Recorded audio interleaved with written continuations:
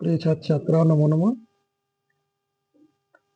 अब हम लोग देखते हैं संस्कृत में बीए द्वितीय सेमेस्टर में संस्कृत का जो पाठ्यक्रम है वो किस प्रकार से इसमें दिया हुआ है, देख लेते हैं एक नजर में।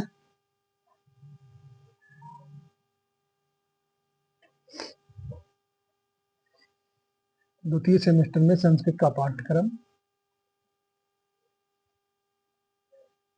प्रश्न पत्र का शीर्षक है संस्कृत गद्य साहित्य, अनुवाद एवं संगणक यानी कि कंप्यूटर का अनुप्रयोग।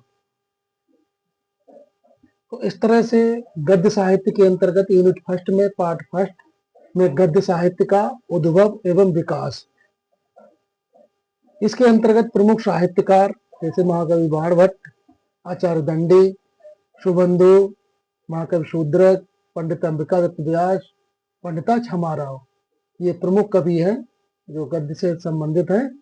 इनका हमें अध्ययन करना होगा। इसी तरह से इनका यूनिट सेकंड में एक है अपरीक्षित कारक लगा हुआ आपके में कोर्स में, तो उसको हम देखेंगे। यूनिट थर्ड में शिवराज विजयम लगी हुई है, प्रथम निश्वास व्याख्या भाग, इसमें व्याख्या आएगा।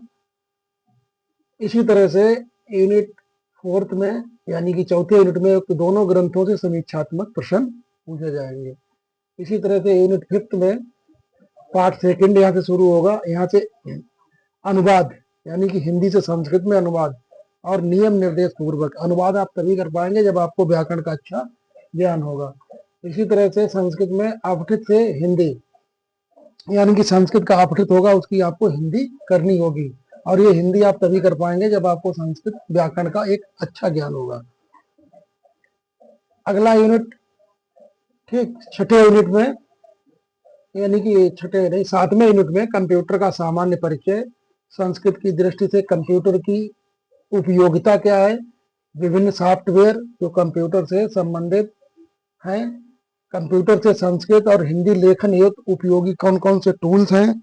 इसके अतिरिक्त और भी कुछ है जो नीचे आ नहीं पाए, मतलब कंप्यूटर से संबंधित टाइपिंग है, गूगल असिस्टेंट है, इसी तरह से इंटरनेट का प्रयोग, website, e search, e book, e magazines, e magazine, digital library, online teaching, learning platform, Zoom, team, Meet, WebEx, online learning और रिसर्च प्लेटफॉर्म, ई पाठशाला इत्यादि का भी इसमें हम अध्ययन करेंगे कंप्यूटर में।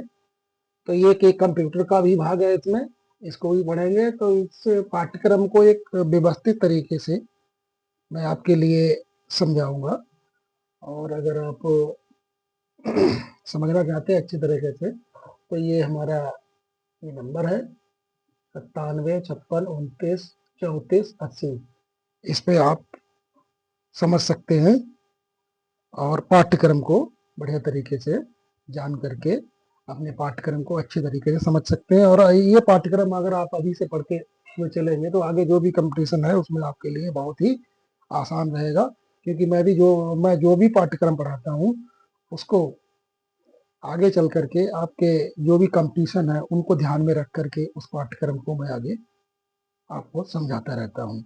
तो इस तरह से ये हमारा कोचिंग सेंटर है संस्कृत स्नेही अध्ययन केंद्र के नाम से दिखता है, आप इसको भी देख सकते हैं, समझ सकते हैं। ये है संस्कृत स्नेही अध्ययन केंद्र के नाम से, और इसमें आप